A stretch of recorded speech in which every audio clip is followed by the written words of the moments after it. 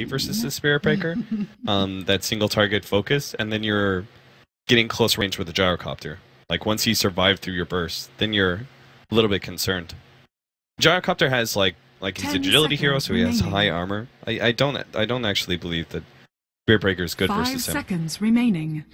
You think YJ's gonna do that build we keep seeing him do, where he gets like Shiva's third item? Turn to ban. He's impossible to kill. Yeah. What does he do? Drums, SNY, BKB, Shiva's. Sometimes he skips the drums, sometimes he skips the SNY, but it's always that Shiva's.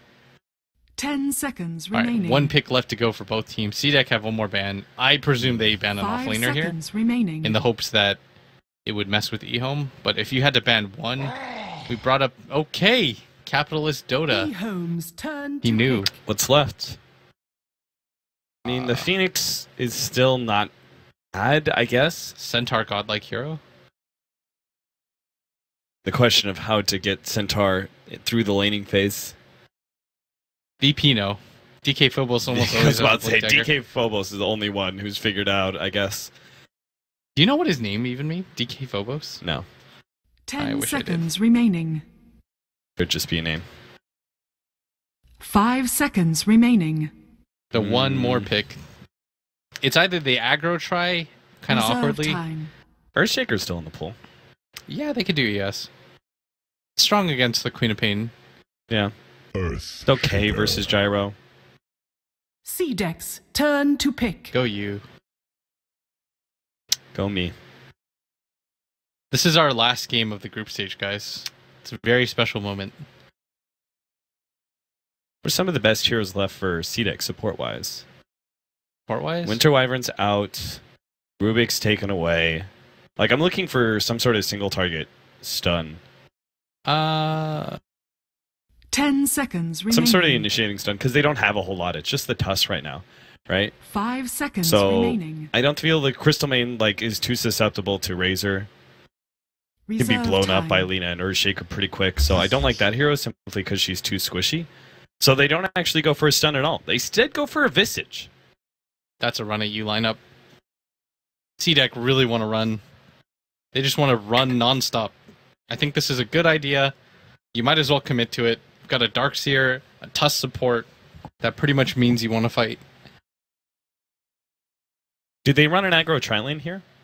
You could. You'd be running up against a Razor, which I think is pretty dangerous, but I think your tri-lane is still favored. Even if it is up against a Razor, because you've got Dazzle and Bane. They on could do EHOME dual side. lanes. And then the advantage would be you've got a Darkseer faced up against an Earthshaker. Yeah, I think they just do standard defense. Yeah. Maybe dual lanes at best. Like CDEC might go for 10 seconds I was about to say, remaining. both sides Romy could stuff. actually go kind of dual lanes. 5 seconds remaining. It's probably more unlikely that CDEC though. Darkseer Tusk. Doesn't make sense. That's not a lane. No, it totally is. That's not a lane. It's absolutely a lane. It's just gonna be like a roaming Tusk.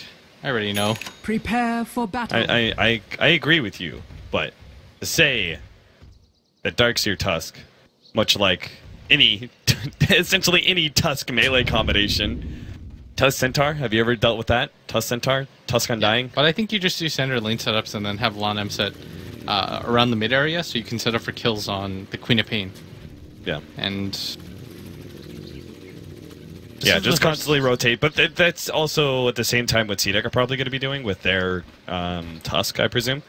yeah. Like, Q just sits back, zones out the Earthshaker, and it's going to be like a Tusk versus Bane roaming. Main zonage. It's just a good roaming hero. Yeah. It's got really good stats. The move speed is well above average. 315. It's so easy to set up with 30 sleep. seconds. That's why you to see some battle. teams like Cloud9 obviously favor it quite heavily, but they also run it in like off dual lane situation. Or the off lane Bane as well. Just because the stats are so amazing. Yeah, I think Misery is actually the best Bane. Alright. Game number 2 here between EHOME and CDEC. Bounty Rune time. EHOME are going to go for a contest. leading with the sleep on somebody. Lanham now actually sees way more heroes than he wanted. Great ice shards. They're going to go for DDC. Already popping the shell. Grave, Shiki, stunned up though. Fisher, Light Strike Array. There's just not going to be enough right-click damage there. And they didn't actually pursue the Dazzle either, so this may not be a kill at all. Gardner's got another ice shards coming up in 3 seconds. Big nuke hits Lanham. He actually eats his way into the trees. Where's he going? And I think he knows the ice shards are coming in, so he wants to try and hide himself, but Lanham still gets caught, goes to the sleep deny, not there. Light Strike right now being placed on Aggressive. The Fisher lands on all 3, but it doesn't actually block Aggressive in. So CTY will just give him a couple more harassment hits. This is still, like, they got the first blood, but it's just unfortunate. Creeps have spawned, and CDEC actually have to run their carry back to Fountain. Yeah, that was a pretty insane trade right now, what just happened, and YJ at bottom is sucking up a lot of damage. Takes some damage. Yeah, he's just going to suicide. I think that's the better play. You got the first blood, I think, onto the gyrocopter. He's got enough money for this. But it is going to mean that ROTK at top is going to get a free level 2. As a result, in CDEC, it's not as significant for many other offlaners. I would say. They're gonna run at him right now, and I don't know if he can survive this. He had that. He got bumped. That's the critical thing as going up against Tuss, right? Is it's so important to not let him get the easy ice shards. You just got to move around a little bit. Hope you get bumped. Did he move around there? Yeah, he moved right. He gave him the juke. Yeah, he moved a little right, and the ice shards just. That definitely should have been... I think that was a missed opportunity still. They had a good angle on him, but regardless, it won't matter as now we are seeing how the lanes are developing. We've got this Bane just helping out against the Queen of Pain, trying to get a lead early, and with that Brain Sap, he's going to be able to trade pretty efficiently. And if you're the Queen of Pain here, you don't want to be forced into using the dagger on the Bane, because then the Lina can just trade hits with you, and suddenly you don't have the best way to fight her back, but he misses the stun. Miss stun, Shiki though. Yes. They're actually controlling the runes as well. Oh, this Razor at bottom went for the dive, and he's actually going to live as a result of the Graves. Oh, wow. Sick. They've got a health potion for him to be able to stay in lane as well, so he'll stick around, continue to farm up. Nice pick off. Wow, that was almost not a good... That was almost just a flat-out trade for XZ, but they managed to walk away with that one, and that's a pretty surprising kill. A Dazzle plus a Razor against a Darkseer who is level 2. That's not something that you'd expect. Oh, there it is. Empire beat MVP Hot 6 2-0. Meaning we do go to tiebreakers. We do go to tiebreakers, correct? Between Empire and VP. Okay. So, Empire potentially top 4 despite the disappointing performances that we saw. They definitely have the potential to do it, but now this is our last game of the day. No, it's not. We just discussed that they were tiebreakers. Something's wrong with here. DDC. Oh boy. Ice Shard, Snowball, Ion Shell. One of them, he's ticking out. Don't block him, YJ. Don't block him. Now he actually blocks XZ, which is perfect. But he's still got the extra bit of heal to survive through the creep. He's good. Lanham actually coming in from the side here. Oh, he already blew the static link, so never mind. Yeah, there's zero chance that they are able to get a rebuttal after that, but DVC, I mean, that looked bad for half a second. He was still getting hit by the creep. Yeah. The Grave was about to tick off, but they didn't want to continue to die for that, and maybe they could have gotten it, but they saw the Bane rotating over, and from there on, it's really dangerous. RTK. Good Fisher, but maybe... No, the creep was still there. RTK, half the damage is going to be soaked up by the creep, so that's fine. And he also tried to intercept the double pull-out from Q as much as possible. That was a level 2 Rocket Barrage. If the creeps weren't following, that should have been a kill, but he just stayed within range at all times. And Aggressive wasn't able to pull away in time because he was right-clicking him down at the same time. Generation gets denied from the Visage. How's that middle lane doing? We've got a 21-9 Lina compared to a 13-3 Queen of Pain. CTY establishing dominance over the Quap, but we do have to remember this was a dual lane scenario in the beginning, and potentially right now too, as RTK has left his off lane for a little while. See if he can't help CTY once again. In fact, this is a perfect opportunity. Oh, RTK didn't take it. I think he knows, or he can at least sense. Snowball's coming in. RTK's going to be there to defend. Double Fisher, Light Strike Array. The burst damage, just enough to get Shiki right before the Ion Shell is enough to kill the Lina. Boy, that Ion Shell being put on Garter pre-TP almost won that fight for CDEC. Yeah, it was really close, but the double stun was pretty easily lined up, and here, EHOME, you're pretty happy with that trade. You did get the experience on the Queen of Pain, and the Lina was able to get the last hit, so pretty nice for them, and the Queen of Pain needed that last hit. She doesn't have boots yet, still only level 5. The Lina, as a result of that, has boots and a fully completed magic wand. So when it comes to farm, Shiki's actually quite far behind. He was already struggling a little bit with CS, which is why I think the Tusk rotated in, but that's not the type of trade that you want. They definitely didn't know that Earthshaker was there. Difference between our two offlaners is probably the biggest reason that CDEC are not are actually a bit ahead in net worth and experience. We've got a level 5 Darkseer compared to ROTK, who's only level 4. Obviously, a very dramatic CS difference is going to be there as well. 18-1 on our Darkseer. Ion Shell. Yeah, Ion Shell spamming. There's no offlaner that can really keep up with that kind of farming potential against tri-lanes. It's more, CDEC have the much more punishing lane as well. Like having a carry, Gyrocopter, the Rocket Barrage, it's just so powerful. Like, one slow plus that, even if you fissure, it's not guaranteed that you get out of it. Farming up some hard camps, aggressive. Call down and basically blowing all of his mana and HP to get that one. Once again, we're seeing the phase boots build. Middle lane, Shiki trying to get him. Snowball actually save him. They're going to try and pop CTY. Shiki, though, still hit by the Fissure, and they managed to get the Light Strike array on Garter as well, which means Lana, he doesn't actually get it. He has to run himself away. I'm really surprised he didn't commit for that kill on Garter, but he would have needed 3 more right clicks. Perhaps it's just too risky under tower. Frozen Sigil, too. Yeah, Frozen Sigil is... I don't think he would have had enough to be able to get it. He would have maybe 2, maybe 3 hits. And he had Snowball again. Plus he has a Magic Stick Charge. And you know that Lana won't have the Brain Sap during that time period, so it was just really dangerous to be able to trade that off. And but still, EHOME is getting the slightly better of these exchanges because it's their Lina that's getting the last hit, and it's not the Queen of Pain that's getting the last hits. And she's already far behind. She just picked up a Magic Stick, nowhere even near the realm of boots. Like, she would have to have at least another 2 waves to get boots. So all of these trades are working out slightly in favor of CTY. Neither of them are doing particularly well because they keep trading off, but she is ending up on top of it. Yeah. RTK also getting the...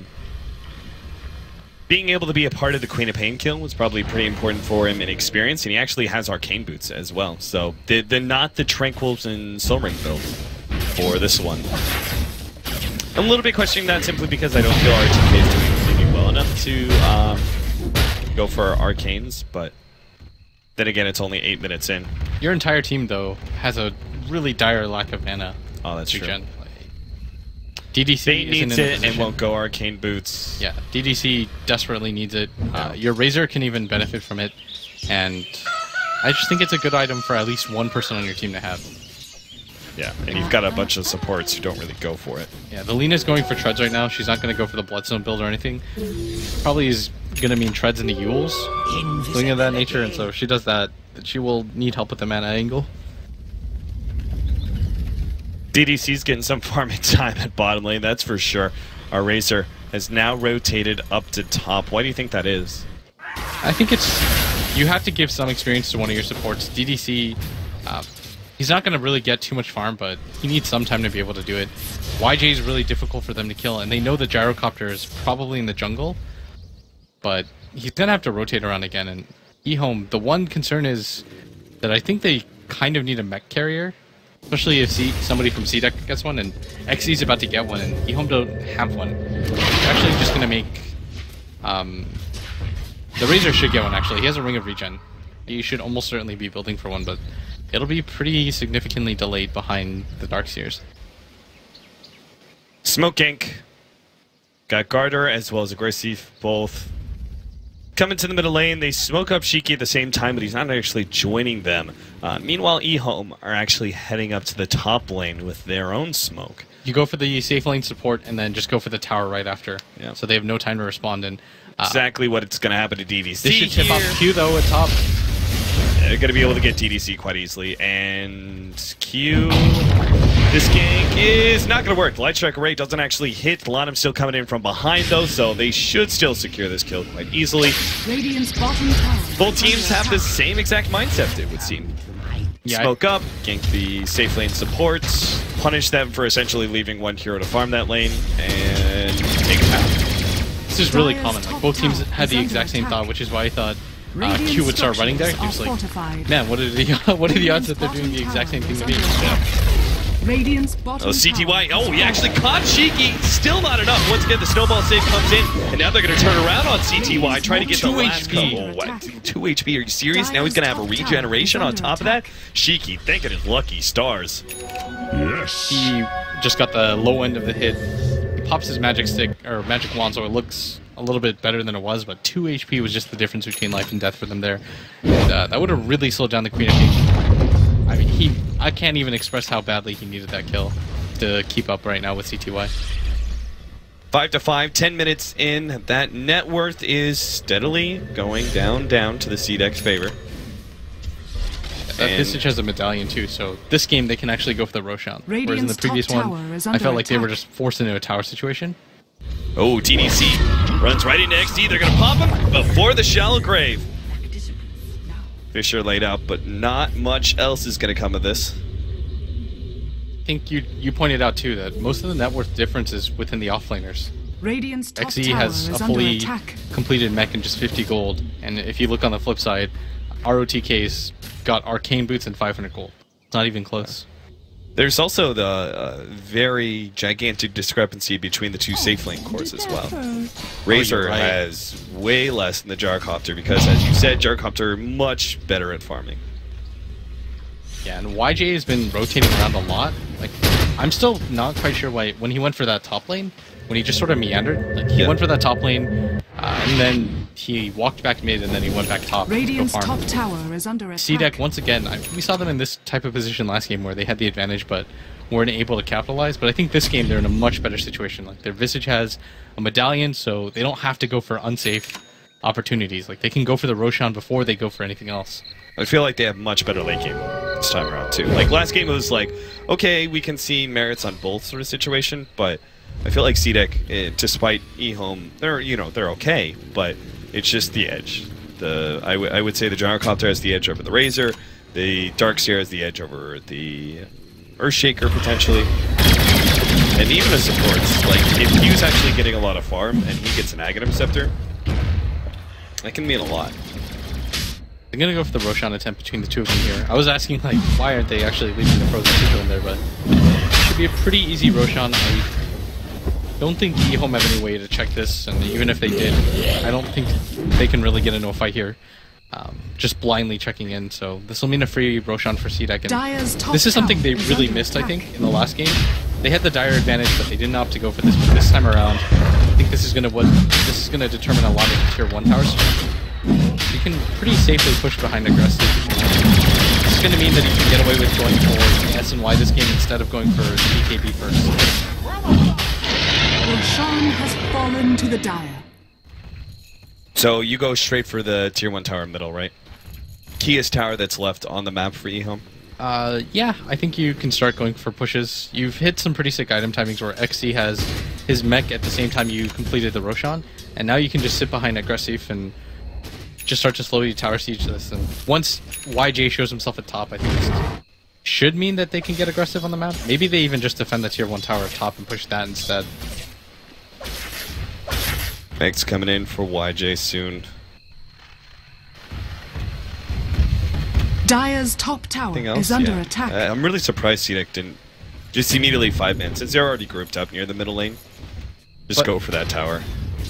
The thing is, aggressive can just push out top and guarantee that they don't take that tower, because they won't die for a guy with an Aegis. It's too risky. True. So it's better for him to push out top, guarantee that they're not just trading 1 for 1, because they are ahead right now. There's no reason for them to have to trade 1 for 1 here.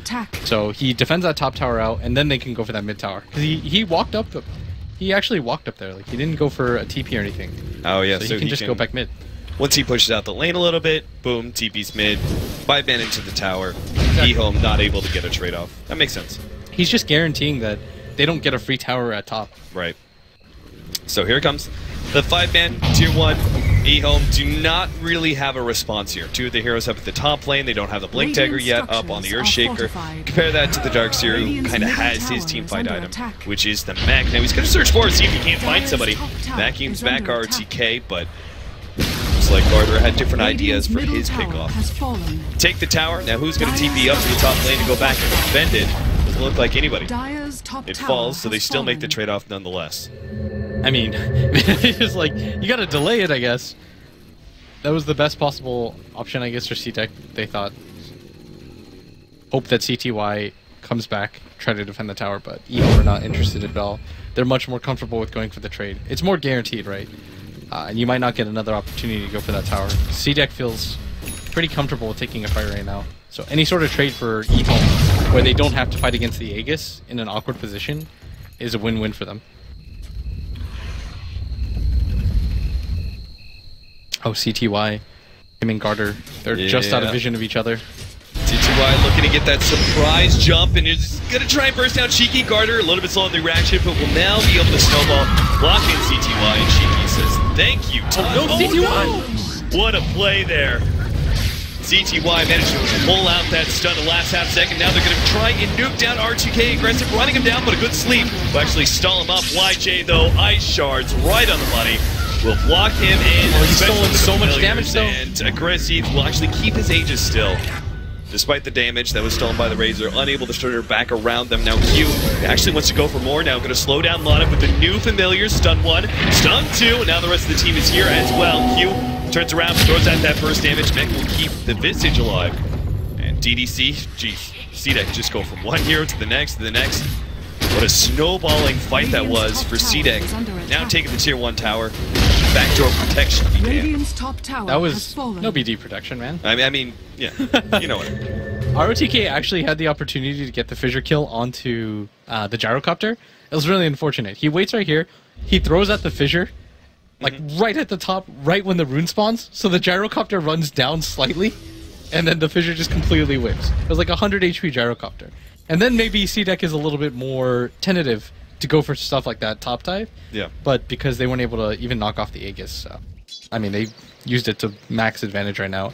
As Aggressive almost has a fully completed SMY, he's just got a ton of stats.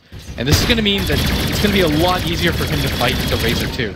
As we saw, he wasn't able to quite get away from him, but this time he can just maneuver in and out. Kiting is going to be really simple.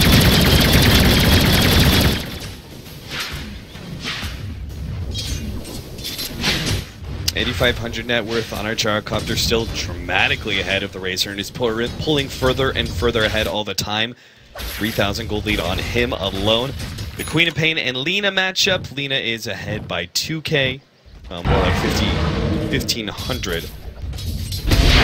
CTY has kept his team in this game. Yeah. Just the amount of plays that he's had right now where he barely survives or he dies, but he kills the Queen of Pain, and the Queen of Pain isn't able to get the rebuttal kill.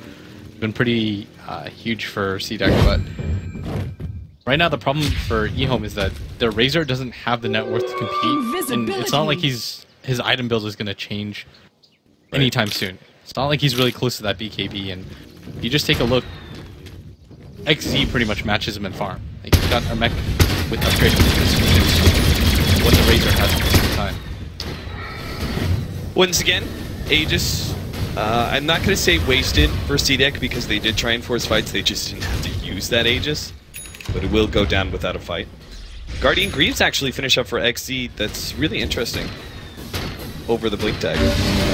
I think they just want to go for the straight 5-on-5 engagements and hope that you can tank through the burst damage at EHOME. So I don't think it's a terrible pickup here, by any means. I just felt like it had such good synergy with Call Down by itself.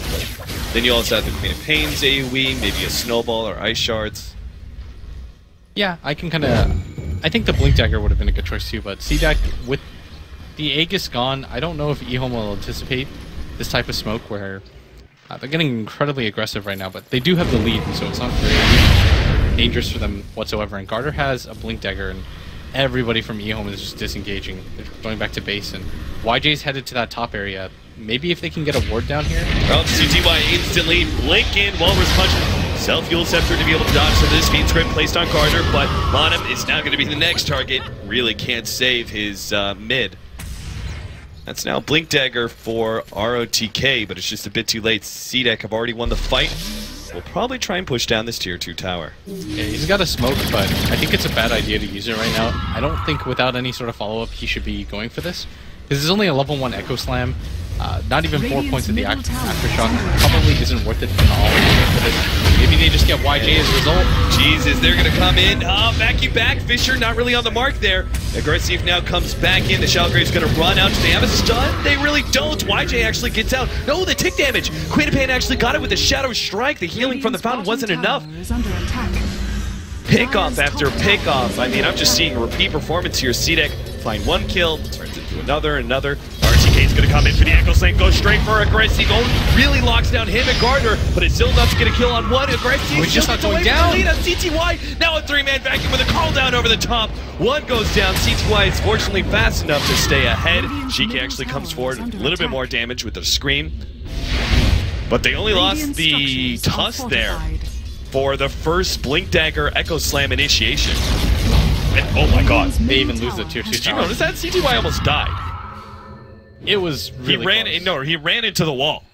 Oh, did he? And he almost killed himself on that. He had to Yule Scepter in order to dodge his illusion hitting himself. Life is full of terrors, man. You just gotta take some risks and face yourself. Alright, Roshan's almost up. This is so fortuitous right now. CDEC, when it comes to timing, they can get a BKB really soon on Aggressive if they want. There's nothing that's going to surprise CDEC anymore. They already know about the Earthshaker Blink Dagger, so in the next fight they'll be a lot more careful. YJ is desperately trying to get a BKB or just something right now, but only 282 gold backing him up, and there's no objectives that they're going to go for that are going to be nearly in time, or he'll be able to complete it. Like, if they still had towers to go for, if they're in a decent position to push, then maybe he gets it within the next 4 or 5 minutes, but without that, it would have to be a dominating team fight. Even his jungle isn't very safe. CDEC. Dart coming in for this bottom tier 2. EHOME are already ready to defend. They have Lina with the TP scroll, so she can join them as well in a second. You notice Aggressive at the same time is still stacking up this entire wave repeatedly. It's just making it so hard for EHOME to come back because EHOME doesn't have a stack of their own, and even if they did, who would clear it? Yeah, exactly. Rich get rich. Their Gyrocopter's always able to stay ahead, and the thing is, they didn't even have XZ there. CDEC weren't really committing for a push at all. Force some rotations, try and make the Lina come back.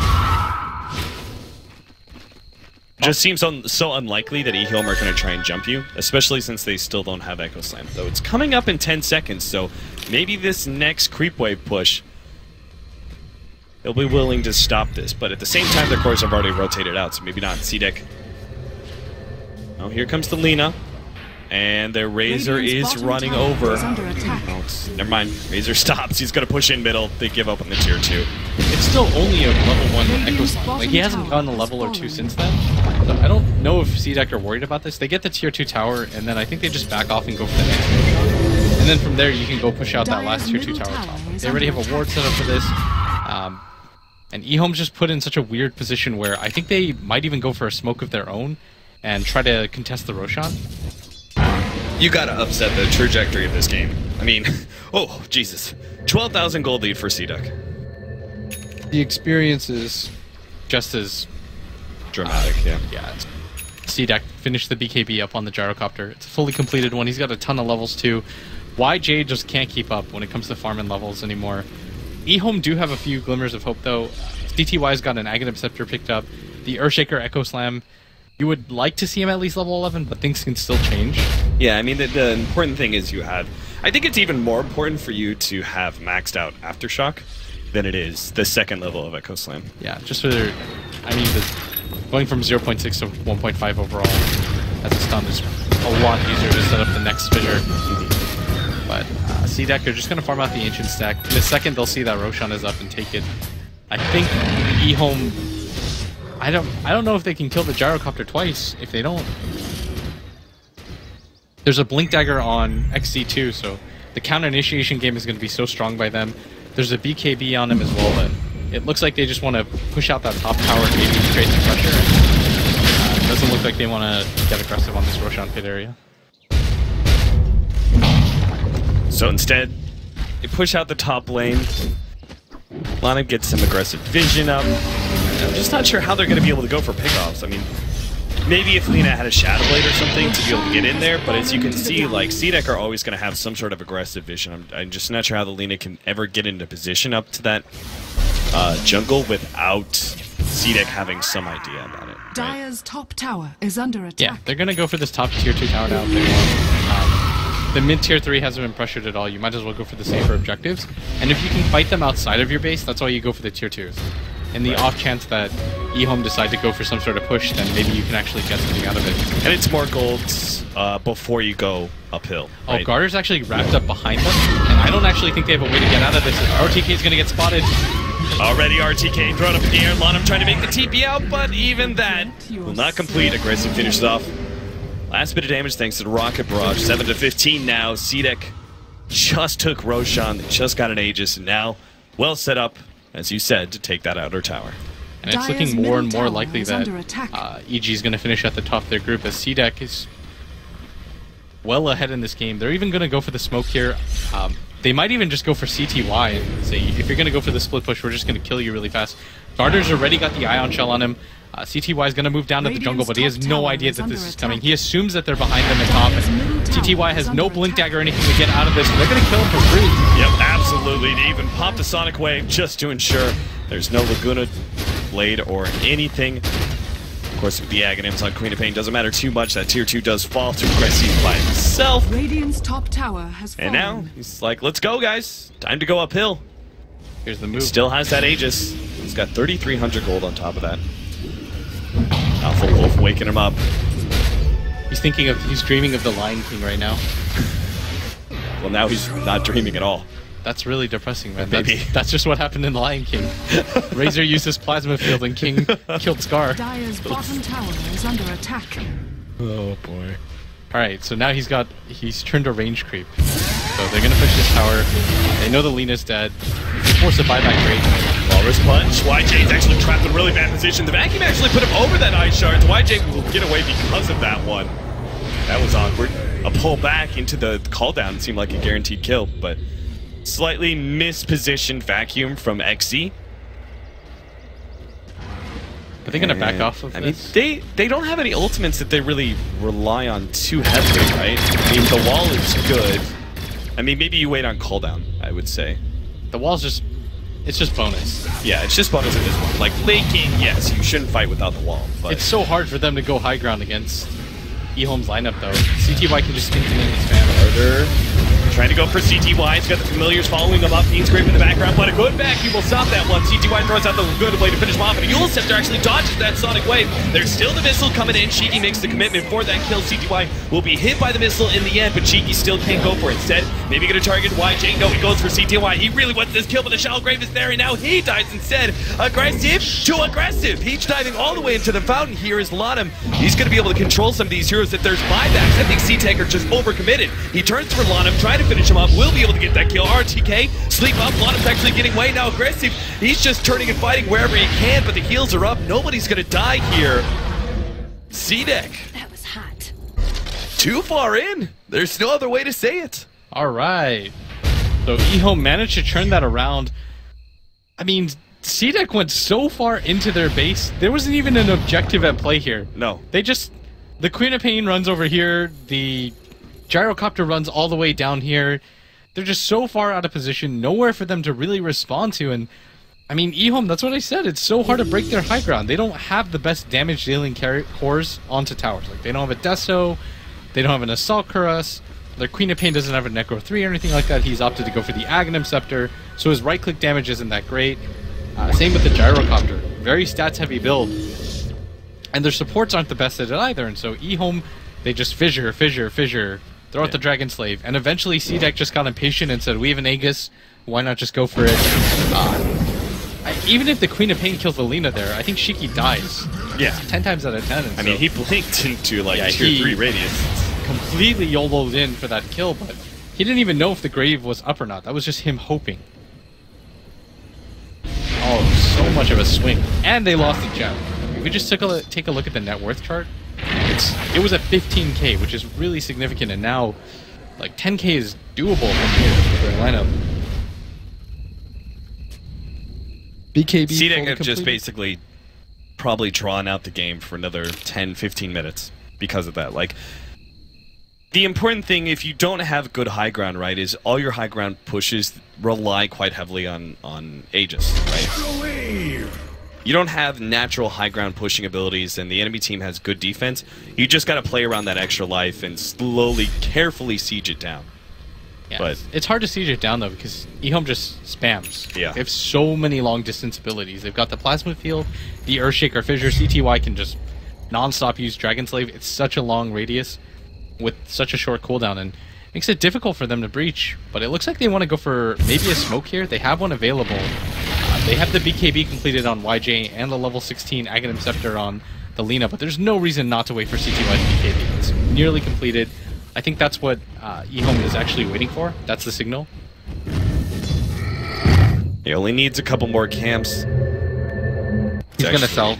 Yeah, he's going to sell the Magic Wand, bottle. Yeah, sells the bottle. That was weird. He didn't have enough for a second. Yeah. BKB up.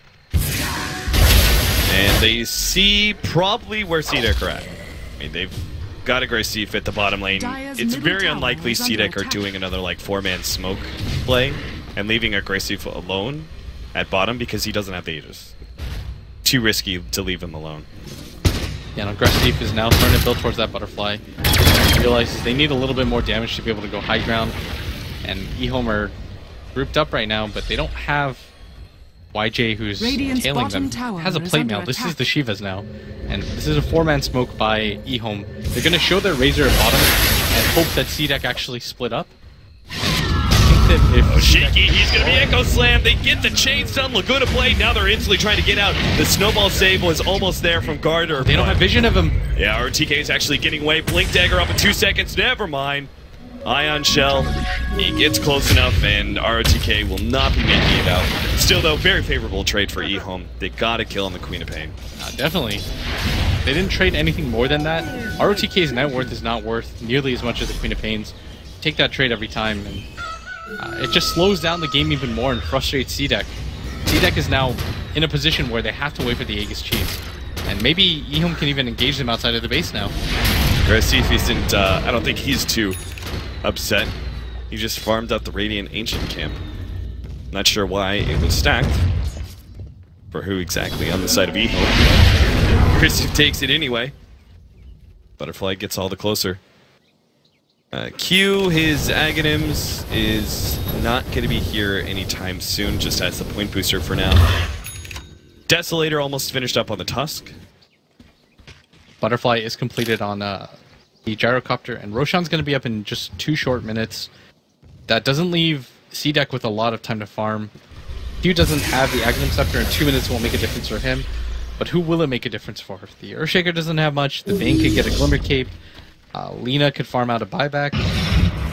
That's probably the most significant. So Lina can get a buyback.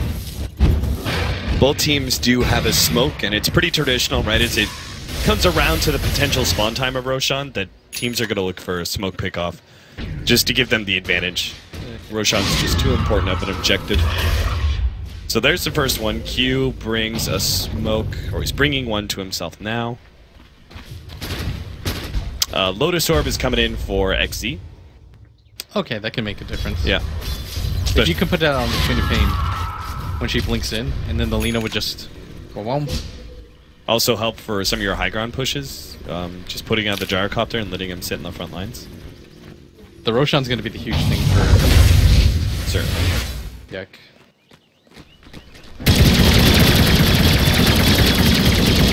One more fight like that, though, the net worth could even out. If you just get stomped in a 5-for-1 or whatever that was. Did they even lose a hero, actually? Oh, they lost Lanem, right? That was it? Yeah. Lost Lanem. He died twice. I know he popped back. Their only buyback on the Lina right now. It's not terrible for them. It's probably their main hero, because the Razor won't die easily. And Razor's even building and not going for that Shivas that we saw him go for. He's actually going for the Aghanim Scepter, and CDEC, do they have any way to go high ground still? I guess they have a Deso on Garter, and Roshan is about to spawn right now. Yeah, they'll take Roshan really quickly. EHOME, if they have any chance to contest, they got to go for a smoke play now, which it looks like they are. Lonham's got his smoke. Everyone's grouped up inside the base. Time to go. Maybe not. It's so rough, though, because the Tier 1 towers are still up on the side of CDEC, both middle and bottom lane. Like, how do you actually get a good fight around Roshan unless it's directly in the pit or outside of it? There's no sneaky play that you can make where you wrap around and, you know, get into the secret shop area through the bottom lane, or you go through mid and catch someone in the ramp area. There's no sneaky play like that because the Tier 1 towers are stuck. Yeah, that's true. I guess EHOME aren't too concerned about this either because of how the previous round went. Maybe they decide to go for it. They're all grouped up. They have to smoke. Yeah, but it's too late. The minus armor combo is too much. Maybe they still wait to see if like a good opportunity presents itself. Like if CDEC decide to group up for 5 here and they don't pay attention, ROTK could just get a really good echo. He thinks they're at the bottom, but they're not going to find anybody. They just probably will disengage. CDEC re-smoke up actually, but EHOME should just head home. Yeah, they're going for YJ. EHOME sitting behind him with the smoke right now, but they're kind of too far away. YJ, oh, wow. That snowball's so close to being able to stop that TP. Did he have buyback? He didn't have buyback. That was... If they killed him, that's got to be a lane of racks. I saw 0.0 as the snowball connected. Oh, that could have just been the game.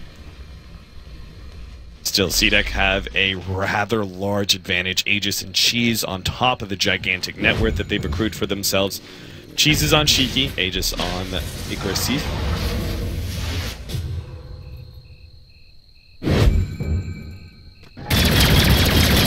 Is this Dark Troll Summoner is his only job just to wake people up from sleep? Never know when it's useful. He might be able to get like if he gets like an ensnare on the Bane when he's Fiend Scripting, that'll be insane, but...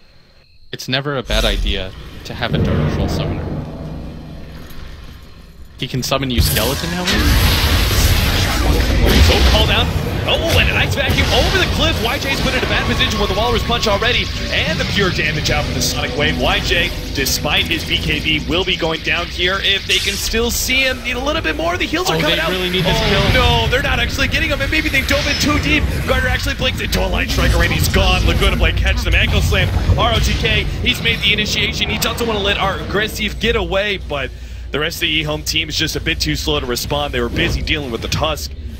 And once again, CDEC went in deep, and they didn't get an objective.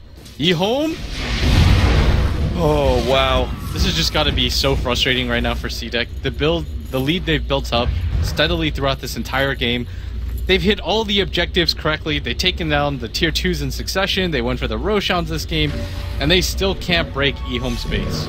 Even with the Aegis energies, YJ was even caught out of position, and they still couldn't do it.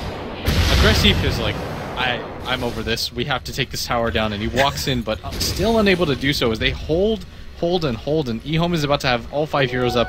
Yeah, they don't have the Echo Slam this time, but I don't even think it matters. Yeah, especially with the Gyrocopter still operating on such low HP. He comes forward again, he's going to get Laguna Bladed, and there goes your Aegis advantage. Yeah, and it's been a short enough time that it might actually be worth it to use it. The cooldown on it is only 50 seconds, and if you anticipate the fight lasting longer than that, yeah, then it would definitely be worth it, but EHOME is just... They just keep holding, and CDEC, they know that the Aegis is only up for 2 more minutes. I think they've got all 5 heroes back here again. Garter has respawned, and I think this is just attempt number 2. They've got the wall back up. The Lotus Orb is going to go onto that Gyrocopter. This is their best chance here. Fisher blocking out Aggressive, can't quite hit the tower, but that's what the familiars are for. Glyph has been popped. Can they hold this? CDEC's actually just going to recircle out, pop the Guardian Greaves so that Aggressive can just stand on top of the hill again and hit. They don't have a Glyph this time. Everybody from EHOME is so prepared for this stuff. I like that. XD is like, soon as EHOME maybe would initiate on Aggressive, he blinks forward and gives Aggressive the Lotus Orb. Radiant's bottom tower is under attack. Man, CDEC, are they really going to wait for another Aegis cheese? I don't know how the fight goes if they just keep extending it like this. Like, this might be their best opportunity. So they're definitely getting questionable. Q is going to have an Aghanim Scepter soon. We also have the... is that the completed Satanic? Yes, it is. So that's what they're waiting on. Satanic is coming in for the Gyrocopter. I was so tunnel visioned on this top lane. I forgot about that. Yeah. YJ does manage to get his actions though. The Fissure is there. Vacuum not quite enough to bring the Earthshaker over the cliff. And it looks like Aggressive, he's going to give up his life in exchange for this ranged Rax. He's losing a lot of so much damage. Oh my goodness, YJ's going to be hitting like a monster. Finally, they finish off Aggressive with a Laguna Blade. 224 damage given over to YJ, but CDEC are far enough back that they won't be losing this one just yet. EHOME are not going to pursue out, obviously. They just want to stall and stall some more. RTK is going to be targeted by Carter, but he managed to get a really good Fissure. Fiend Scrape being placed on Carter as well, but there goes the Snowball. Shiki looking for that Sonic Wave, couldn't really get it. In the background, they do manage to finish off at least the Earthshaker. CTY is dropping lower and lower, has the Yule Scepter, needs to be able to dodge the damage incoming, but it's still not enough. Shiki will be able to finish him now. Lana is trying to get away from YJ. YJ actually is hitting like a beast. He goes straight for the Visage, tears him apart, and now moves forward. They still haven't taken an objective. They tried to go for it now, but with a couple of buybacks out from EHOME, they still keep their top racks alive. Yeah, and CDEC finally win a fight though. That's the key here, is that they finally bolster their confidence. They're like, we finally made some strides. That was not for nothing. We forced the buyback, we got a few kills, we took down their tier 3 tower. That's progress for them. It's not an ideal situation because you did it with an Aegis and a Cheese and you still weren't able to quite get there, but forcing out buybacks from the Lina and the Bane and not losing either of your cores, you're probably okay with that. It's progression. It's moving the game forward just a little bit for CDEC. If they got stomped in that fight, I think CDEC would have lost so much confidence if they just got killed, but it's just DDC is just doing so much work with that shallow grave every single time that CDEC overextends. Like, CDEC smells blood. Like, well, this is a really good opportunity. We can just kill this Lina and win the fight. But she gets grave, she turns around, and all of a sudden EHOME is RTK has had some great fissures as well. I mean, that last one, stopping the initiation of the Tusk, I think was what brought CDEC so far back into the tier 4 towers.